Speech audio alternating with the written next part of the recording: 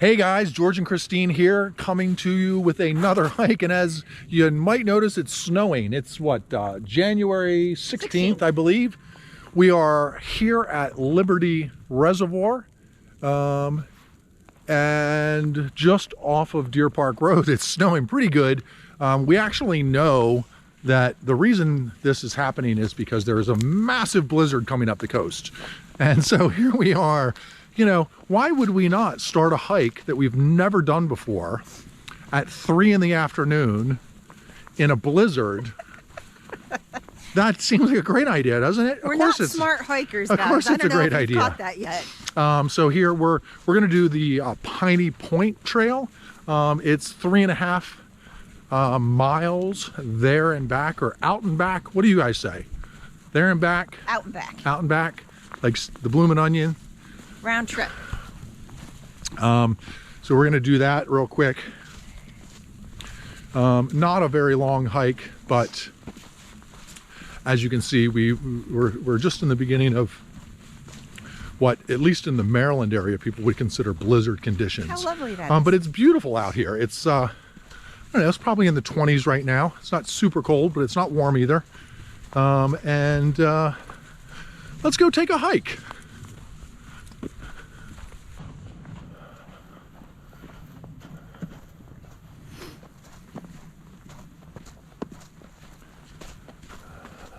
This, by the way, is what I envisioned the Appalachian Trail looking like. To pull from our last video. I'm sure that there are plenty of places along the Appalachian Trail that indeed look like this. Like I said, I've never found them. I bet there's many fewer than my head thought there was, considering I thought it was all like this. Yeah. I was like, oh, it's a trail. I mean, I know plenty of places in the Maryland area that have trails like this, and they're lovely to get out in the woods. But none of them are part of the Appalachian Trail. They're not very vigorous, generally. So I made a faux pas with my electric gloves. Yeah. Yeah. They were so warm and cozy on the top that I kind of forgot their liners, and I was playing with snow. So now the bottoms of them are completely wet. Yeah. So I'm going to put them They're in definitely not proper, do stuff work gloves. I think I might need to get a pair, like go to REI or something and get a pair of over mittens. Yeah. I thought I had some, but I don't. I might have, maybe I used to, and I got rid of them because I figured I didn't need them. So obviously I can't speak to the quality of the remainder of the Daywolf line. Is that right? Did I get it right this time? I think you did. Daywolf? Daywolf. I say wolf, you say woof. Wolf. Wolf. But they do make a pair of, like, ski gloves, winter gloves, that have the same technology in them. So maybe even worth looking into that and having a pair that they make socks, and trust me, those are already in a cart online for me. I wanted to understand where the battery packs were on them. Yeah. Like a cat on the calf, little pouch on the side kind of jam. Yeah. I don't know. Yeah. That's what generally the good ones are normally like that. They have like that, around it does not feel like it would be comfortable, but it does keep your tootsies warm. More comfortable than frozen toes, for sure. I do like a good warm tootsie.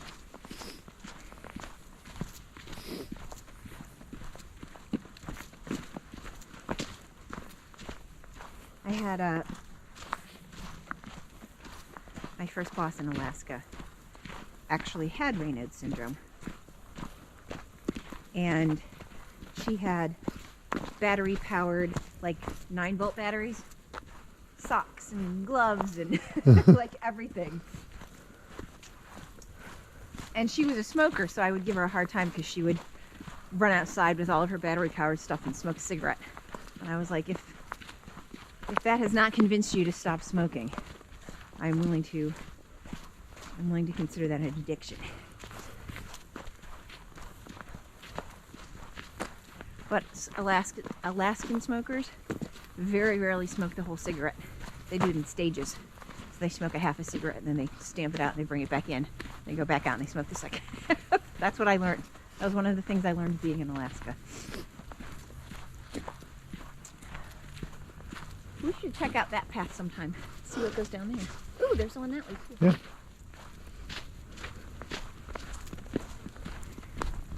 They both, I think the Piney Point is, just at a point. And I think that both of those go to the edges, the sides of the point.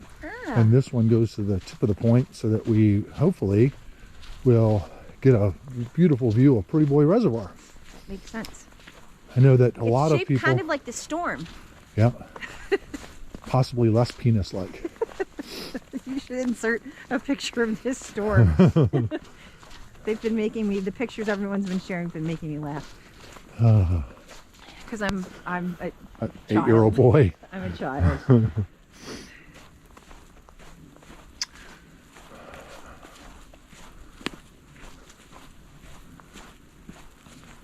These piney look lovely. This is quite a dense pine forest, I should say. It's really interesting too when you see the difference between what I'm assuming is an actual older growth forest. And I'm saying that because I'm using some newly found information to scan the forest floor bed and make an assessment and say that this has always been forest. It may or may not be right, but I just watched that video you showed me on YouTube. That was fascinating. I just watched a really interesting video by a forensic forester. Yeah, forestry guy who's like does forensic forestry. He's I think from New Hampshire, I want to say. I think you're right. And teaches... I think Keene, New Hampshire. Keene, New Hampshire. Now, can we remember the guy's name? He's a professor at one of the colleges there. Professor Forestry Tree Guy. But he had this fantastic video where, he's teaching you how to use forensic forestry to understand the history of a piece of land. So cool. And one of the things they talked about were this... term, they called it pillows and cradles is one name for it, and then they called it something else. I don't remember what the other one was, but basically what you do is you look at the ground, and if you see this undulating effect in the forest, the tops of the undulation being a pillow and the depressions in the forest being a cradle, what that is a sign of is a tree that has naturally fallen down.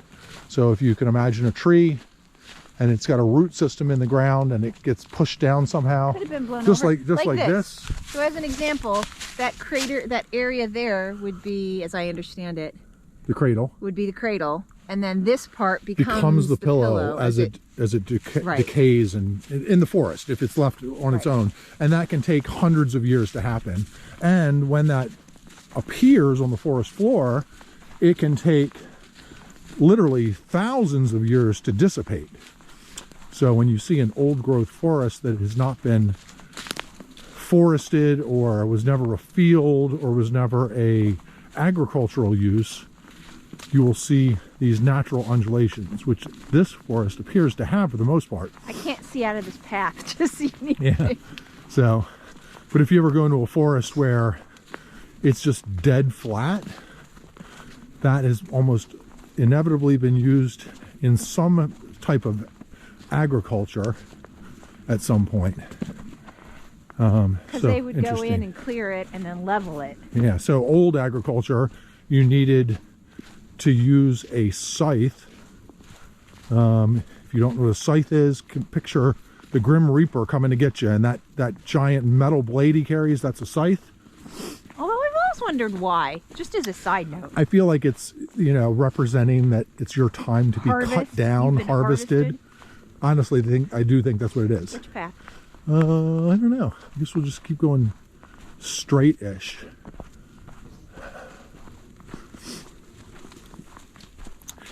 So they would have to, they would have a hay field to raise for forage for their animals in the wintertime.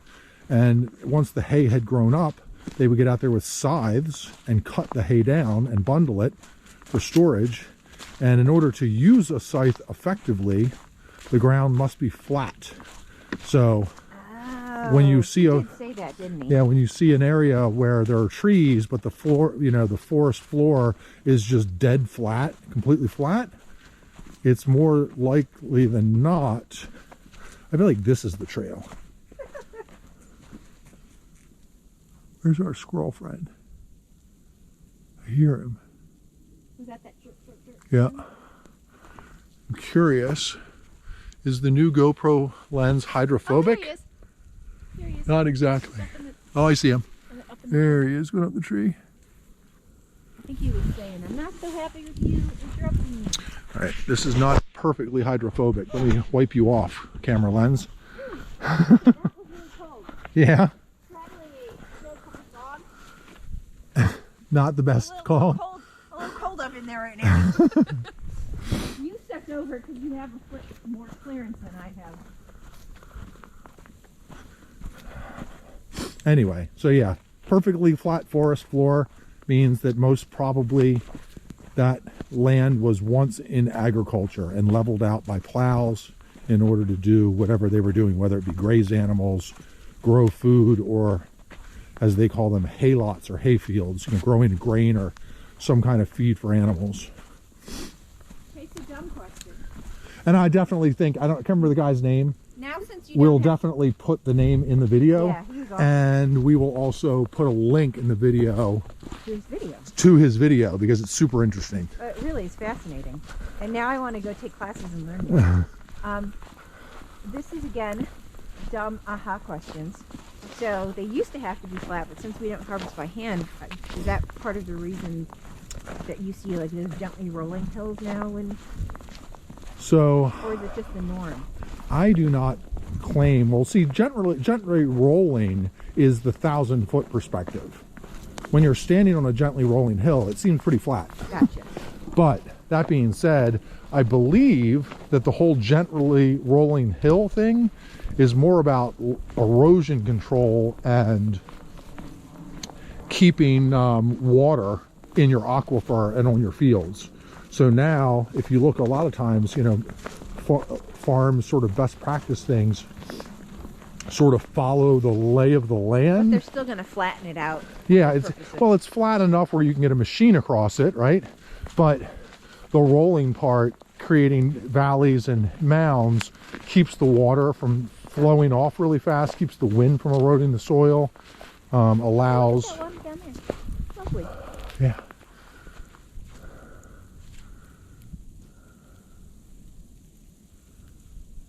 I love the sound of the snow.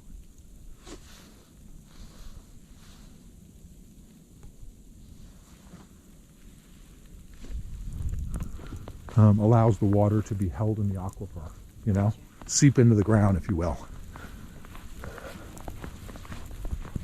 I may not know what I'm talking about at all. I'll take you as an expert until somebody offers up something to Yeah, tell us the real reason, but I'm pretty sure, you know, I do a bit of reading. I didn't just make that up. I'm not making up a lie that sounds good. It is the culmination of things I've read and taught and heard about. I'm asking the question because I have no idea. Wow, this is a really cool looking thing. Looks like some kind of termite rotting out. It's definitely.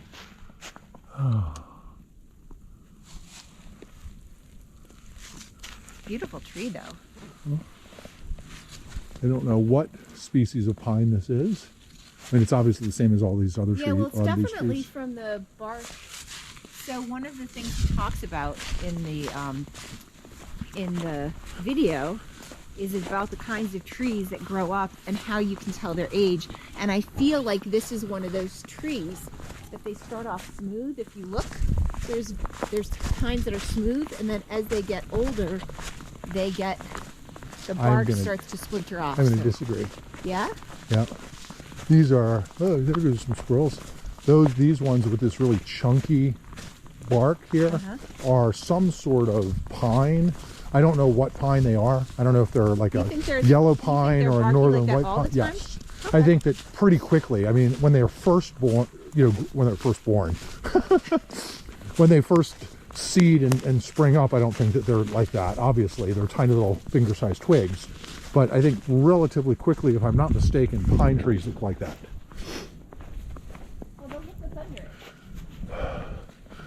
Look how smooth it is under it. Yeah. Now it looks like a telephone pole. Yeah, well, that's no bark. That's just the wood of the tree. I know, I'm just saying. All trees look like that when you take the bark off.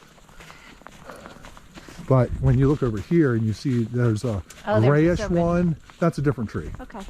That I would guess, and I don't know what species of tree because I'm horrible at this, but I think that's... I really like the ones that have the splintery bark. I think they're super cool looking. So what is this?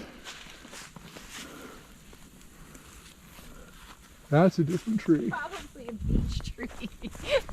It's not a beech tree. I know it's not. I was just kidding. Beech I've got now. Aspen? It's not an aspen. Almost looks birchy. Yeah, I mean it kind of looks like a white birch or paper birch, but it also has a little bit of it also has a cherry kind of thing to it. Cherry trees look like that. Oh, some do, not all. Do you think that we should sign up for a tree identification course? I feel like it might make these videos much more accurate.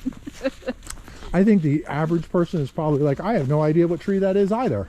And then there's probably a small section of people, of the 4 people that watch this video, that are like, what is wrong with you idiots? Everybody knows that's a whatever tree. Well, I'm going to go become better. Look, see, there's another one. Same species, whatever that is.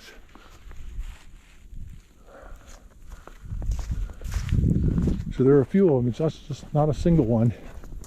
All right, I definitely can't see anything, but because I can't see anything, I'm pretty sure we're almost at the edge of the water. I can see off in the distance it looks gray, so my guess is that that is the water. Plus we're going down, so that would seem like perhaps we are sloping down towards the water as well. Woo. Oh yeah, I can see the water now. I can see the other side of the water.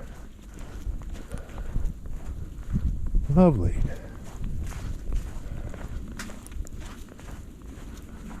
The snow is starting to lean the icy rain. Yep, I agree.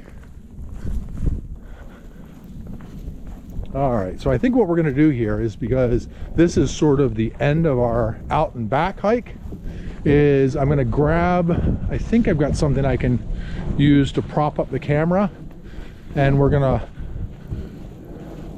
think I'm going to try to set you guys up, and we're going to just give you maybe, I don't know, 2 minutes, 3 minutes of just enjoying this with us. Oh, geese.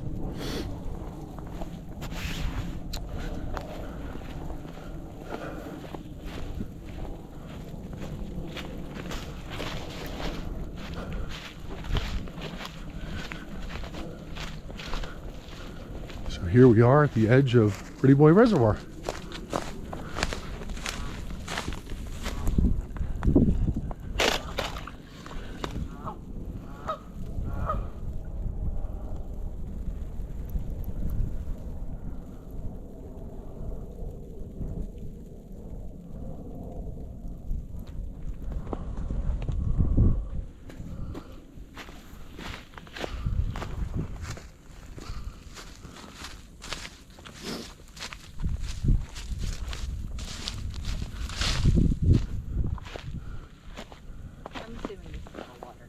Yeah, but it's only like an inch deep. Why are you cracking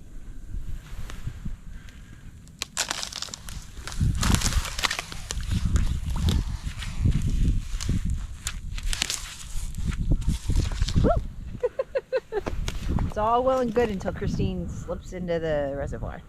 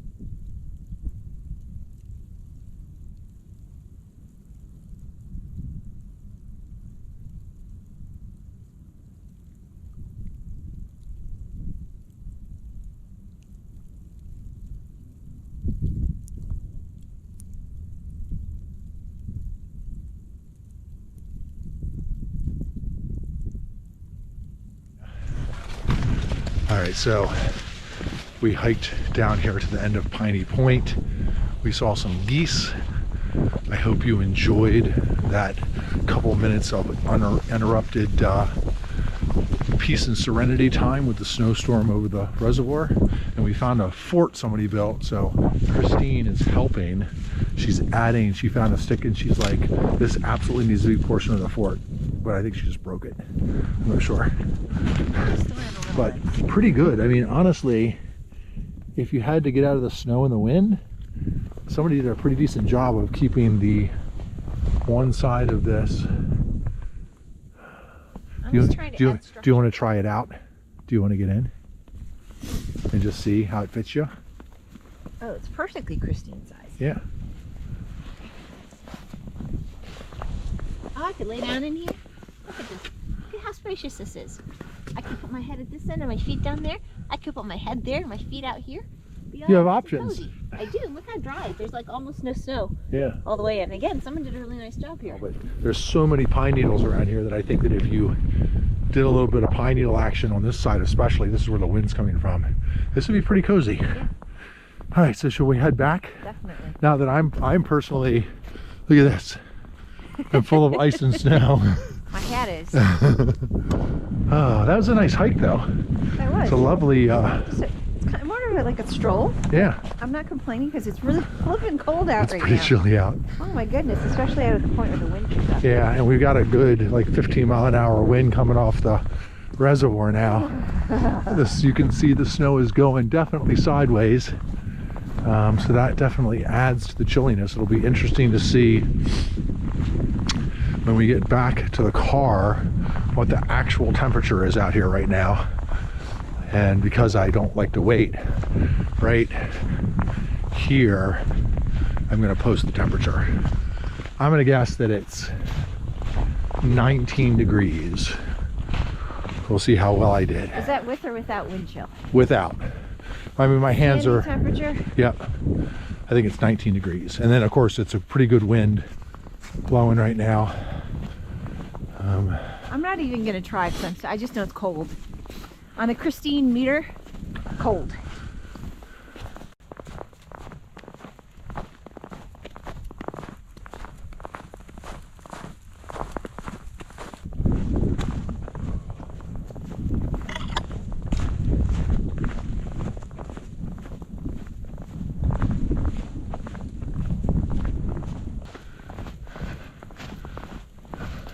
I would say I lost a little battery power because of the temperature.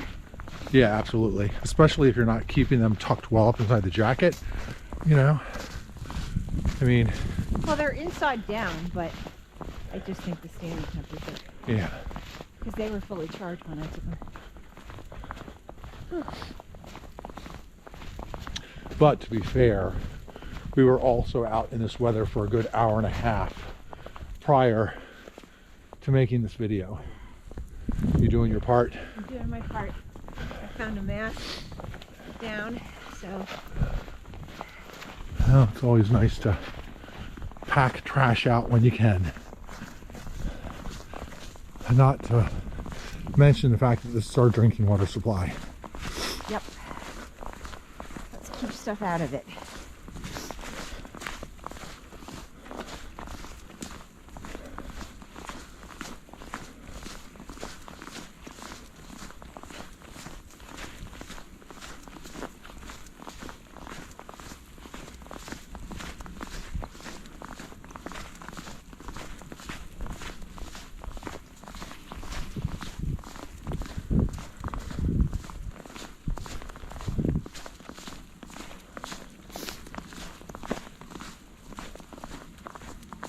I'm going to give a plug for an electric car right now, because you know what that car is going to feel like when we get back? Very comfortable. It's true. It'll be kept at a lovely temperature inside.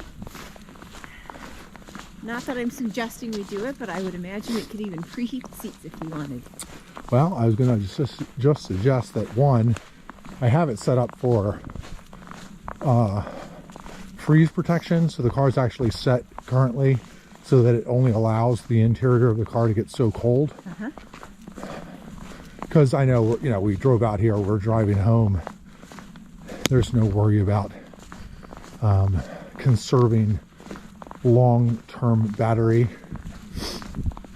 in this particular case. What a lovely thing to look forward to. Yeah, but once we get a little closer, I will actually pull the app out and I will turn on the defrost and heat the seats up so that there's no snow to clean off and that it's nice and toasty when we get back. Oh, lovely.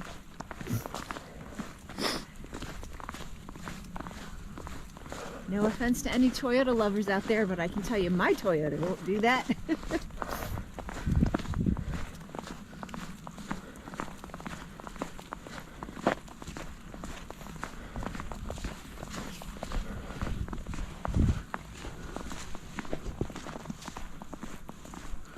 Definitely hear the geese.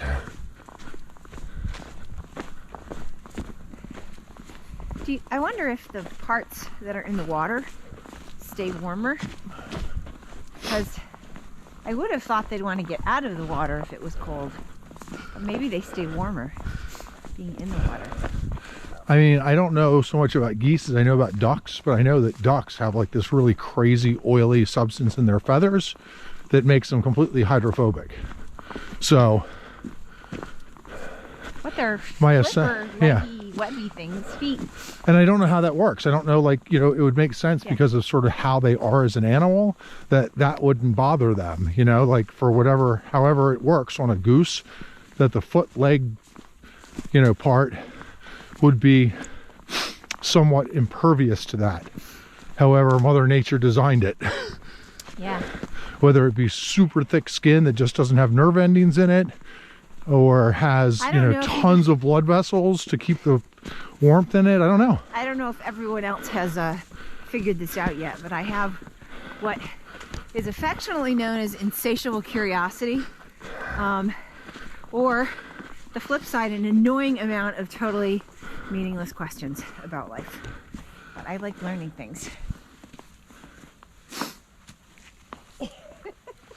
I just wanted to see how you were going to pull this off. I'm not going to have to stop and get it off my legs then.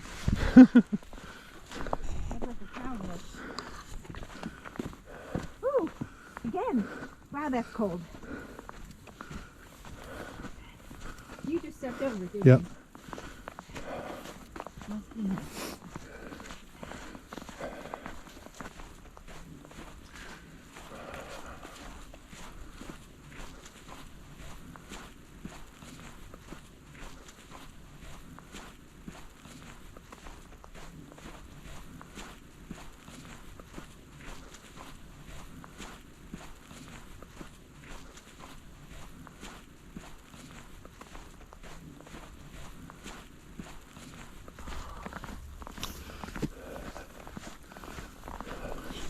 All right, hang on. I'm doing a little hydrophobic lens check. We're looking good.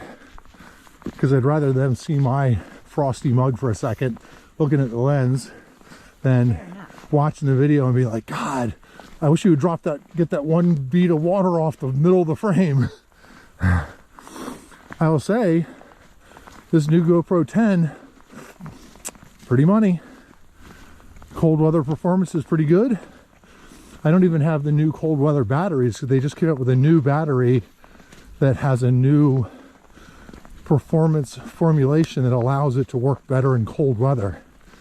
Like it prefers cold weather? It just does. It lasts longer and performs better in cold weather. Gotcha.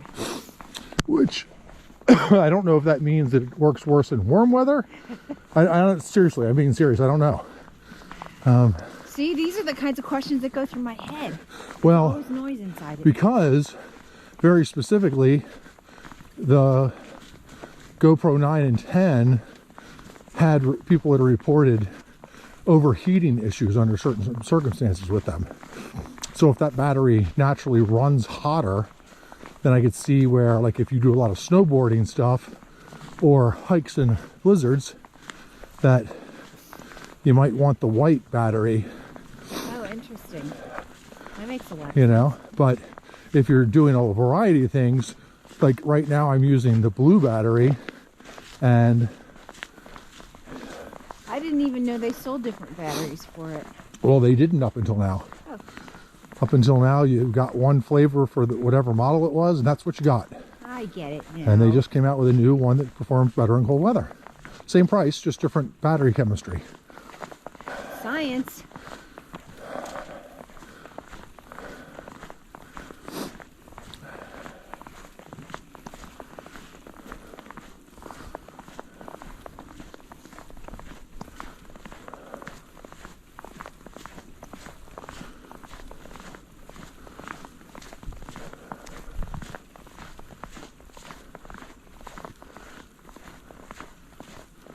See, this is just a light squeak. It doesn't bother me at all. This, I would consider this creaky snow. Yeah.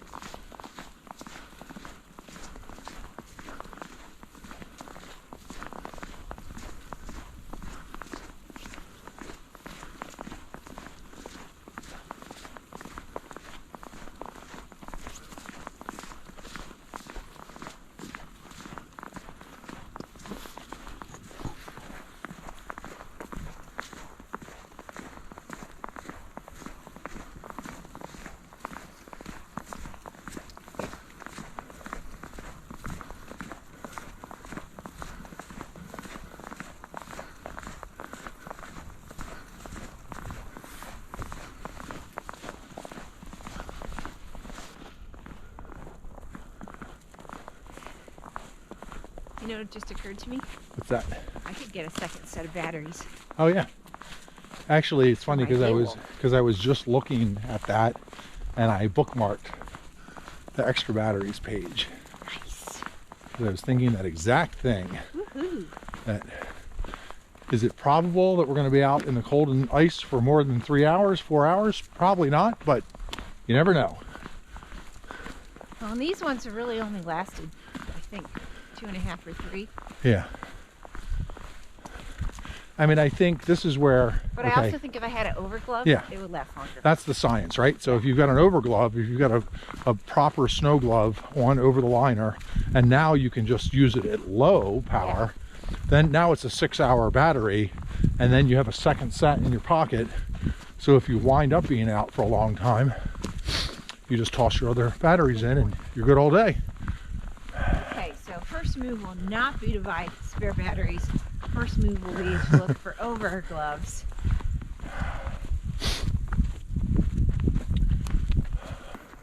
I was looking at all of these little stones on the path, and it also reminded me of something from that video from the forensic forestry guy in Keene, New Hampshire, whose name has been inserted previously. He was talking about when you clear in rocky terrain, when you clear the stones away and you have a field, you could see these discard piles. So if you were walking along and you saw mounds of, you know, like fist-sized stones, nothing huge, but smaller ones, that essentially the cyclical nature of the earth would push those rocks up out of the ground. So for years, farmers who had cleared fields would have to go through and hand pick the rocks up.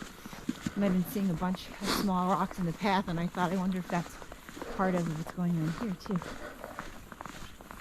Yeah, I mean, he specifically was calling out the fact that if you have a field in pasture, meaning you're grazing animals on it, because the field has whatever it has, clover, grass, wheat, you know, things that animals can eat the tops off of, the roots hold everything together. It's not being tilled. So in a pasture situation, you would take the big rocks off the pasture, you clear the trees, and you're good. So then in that situation, you would find a pile of large rocks. But in an agriculture situation where you're actually plowing the field, that's the difference, is then you would find the small rocks, because those are the ones they're finding every year. So you can know. Usually just a mound off to the Yeah. side, so that's the hint. And the size, the small ones, as opposed to big ones. So big ones, pasture, small ones, agriculture. Fascinating. That was only video 1. I think he's got a series. Yeah, and like 4 books. If you're the kind of nerds that we are, go buy his books, go watch his videos. As a matter of fact, I think I'm going to settle down after this hike with a nice big cup of hot cocoa, probably an electric blanket, and maybe watch video 2. Get smarter.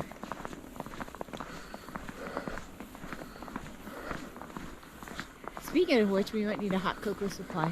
Yeah. Stop.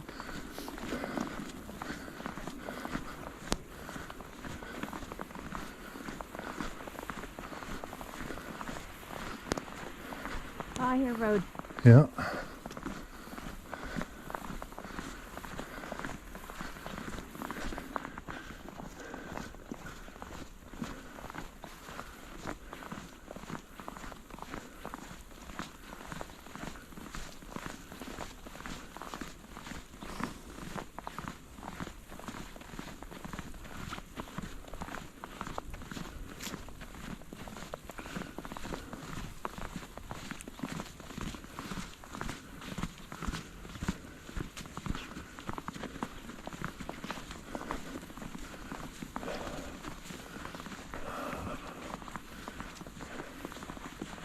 All right, hey, parking area. Wow. So yeah, we've got a substantial amount of snow that's happened.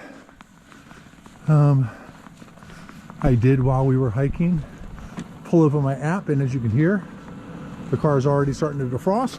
I can see the window already cracking a little bit there. Oh. So the car should be pretty toasty inside.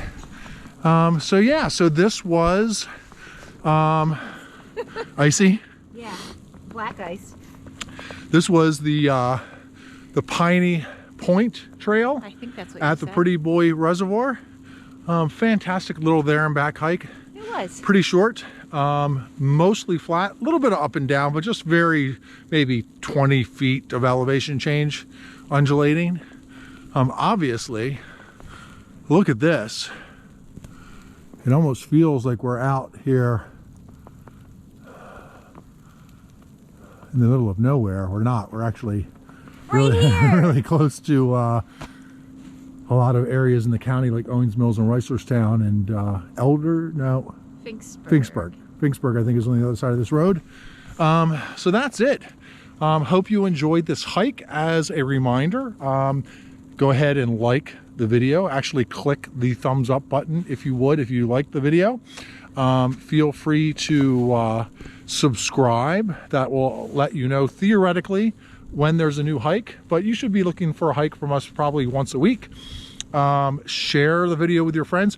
Do you belong to a Facebook group that is a hiking group? Share the video on there. It always looks like a jerk move when the guy that's creating the videos shares it, but when you like it and share it, it looks awesome. Share it with your friends and family. If you want to come take a hike with us, DM us, send us a message, and and we'll tell you where our next hike is going to be. We're not trying to get 100 people hiking with us. That would sort of defeat our pleasure of it, to have a whole mob of people jamming through the woods. But we're happy to have a couple of people and meet some new people. We actually met some gentlemen earlier today that were out hiking one of the trails that were just lovely. Shout out to you guys. Until next time, go take a hike. Bye, guys.